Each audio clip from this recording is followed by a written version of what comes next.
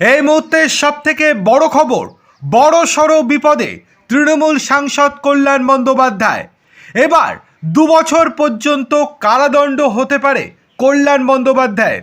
যতই তিনি জনপ্রতিনিধি হোক না কেন, এক্ষেত্রে ছাড় পাবেন না তিনি।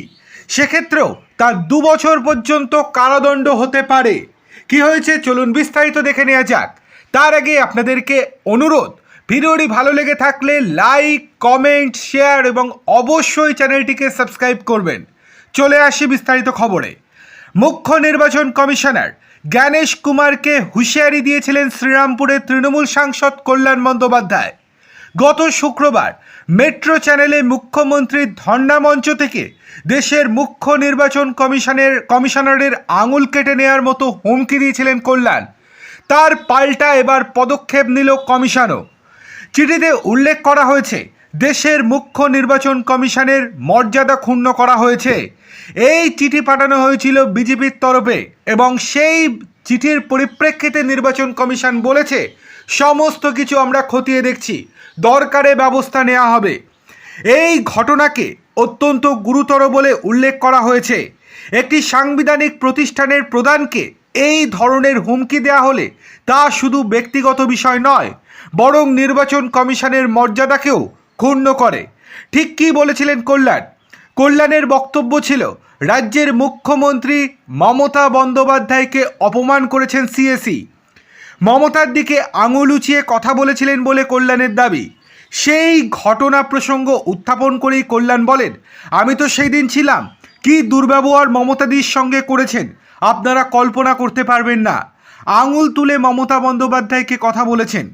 এই কথার রেস্ট টেনেই হুঁশিয়ারি দেন, আরে আঙুল তুলে তুমি কাকে কথা বলছো? তুমি যদি চিফ ইলেকশন কমিশনার না হতে, আঙুলটা তোমার কেটে বাদ দিয়ে আসতাম। এখানেই থামেননি কল্যাণ। তিনি বলেন, আপনি তো 1-1.5 বছর এসেছে চিফ ইলেকশন কমিশনার হয়ে, আপনি তো এসেছেন অমিত শাহের দয়ায়। আপনি কোঅপারেটিভ সেক্রেটারি ছিলেন, কমিটিতে আমার সামনে আপনি অ্যাপিয়ার করেছিলেন। আপনার যে কত জ্ঞান সেটা আমার জানা আছে। আপনি কিছুই জানেন না, আপনি একটি গোয়ার গোবিন্দ লোক।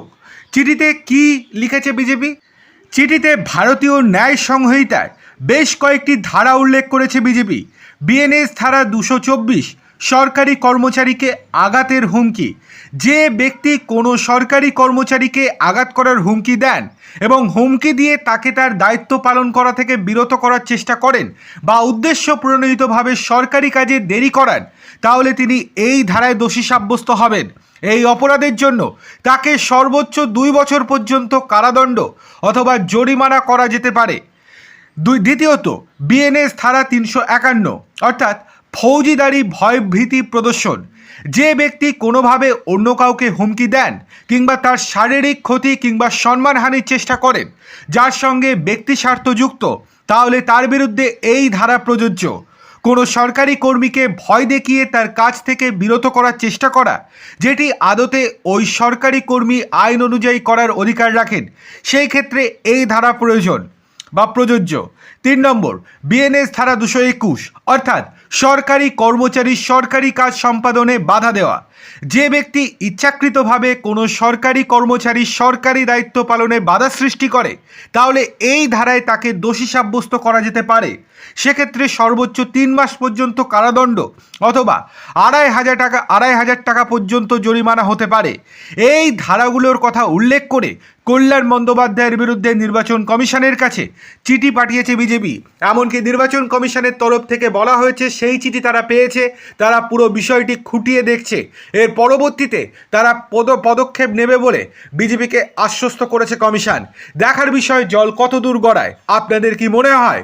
অবশ্যই মূল্যবান মতামত আমাদেরকে কমেন্ট করে জানান।